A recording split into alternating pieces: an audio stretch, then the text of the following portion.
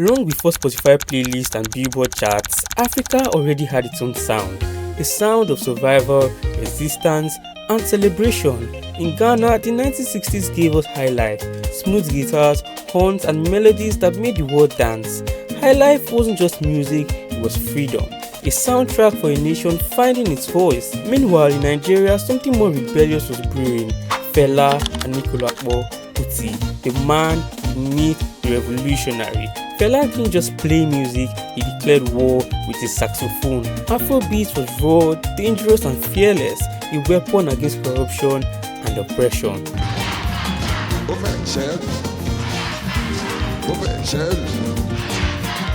Highlife gave us joy, Afrobeats gave us fire. Together, they planted the seed of what we now call Afrobeats. But the story doesn't stop there. In the 1990s, a new generation of dreamers began fusing local rhythm with hip-hop, dancehall and R&B. This was the sound of the African youth, restless and hungry for the world stage. The old guards gave us roots, the new guards lit the flame, and soon the world will have no other choice but to listen.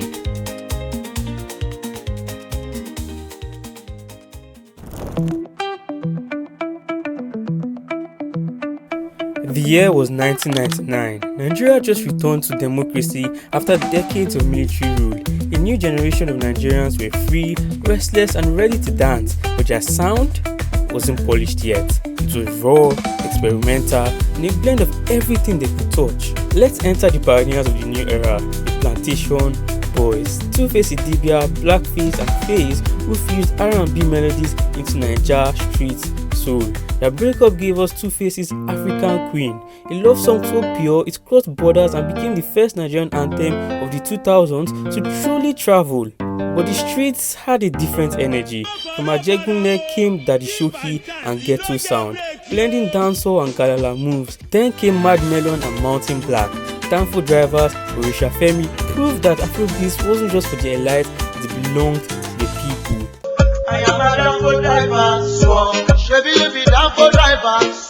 Meanwhile, a young producer named Jazzy and a charismatic showman named The Band were rewriting the rule book. Together, they built more hits with hits like Tongolo and Suddenly.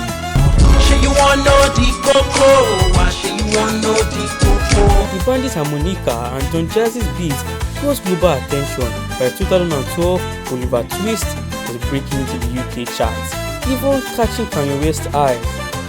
Then there was P-Square, the identical twins who danced like Usher and sang like Michael Jackson. From Busybody to Do Me, they gave Africa its first taste of stadium-scale Afro-pop. Their videos rivaled American productions, showing Africans that our music could look just as big and just as global. And don't forget, One Day Cool, whose voice redefined soul in Afrobeat, or Nice, whose became a political anthem, or M.I. Abaga, who showed us that rap could be distinctly African, or even Flavor blending highlife into pop hits, each one of them a brick in the empire we now call Afrobeats. By the late 2000s, the sound had matured. Nigeria was now exporting stars, not just songs. The stage was set, but the arrival of the three young artists would change everything forever. You see, by the early 2010s, Afrobeat was no longer just Nigeria's soundtrack, it was Africa's heartbeat. At the center of this revolution stood three young men who would redefine what it meant to be African superstars. Ayodeji, Balogun, Wizkid. A kid from Surulere whose All At Your Boy introduced him as a poster child of a new sound. By 2016, he was standing beside Drake on One Dance, delivering Africa's first #1 Billboard record from the streets of Ojuelegba to the Grammys. Wizkid became the quiet giant bridging Lagos and London, and finally Africa and the whole world. Then came David Adeleke Davido. Loud, unapologetic, born with privilege, but determined to prove himself.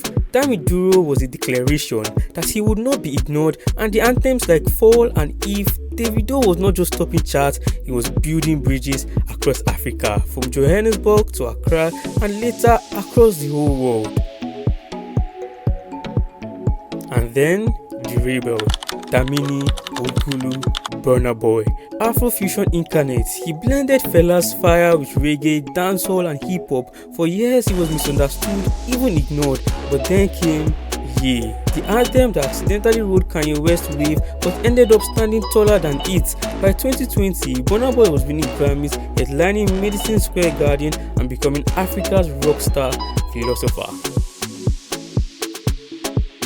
You see, the story didn't end there. Afrobeats kept evolving. The next wave was already knocking at the door. Rema, blending rap with Afro and celestial melodies, taking Calm Down into Billboard history with Selena Gomez. Arasta, the celestial being, bringing feminine fire into Afrobeats, making global fashion houses and charts bow to her. Thames, a voice so haunting, is carried essence into global spotlight and earned her an Oscar nomination.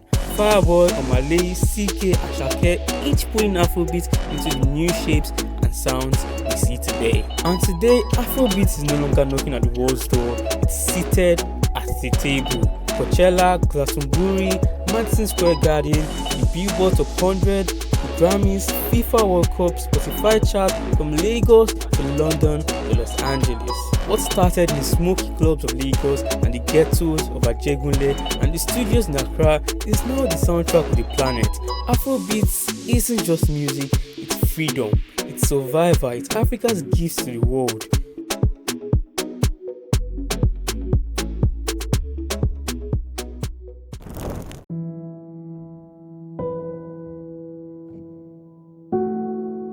Afrobeats has traveled farther than anyone could ever imagine.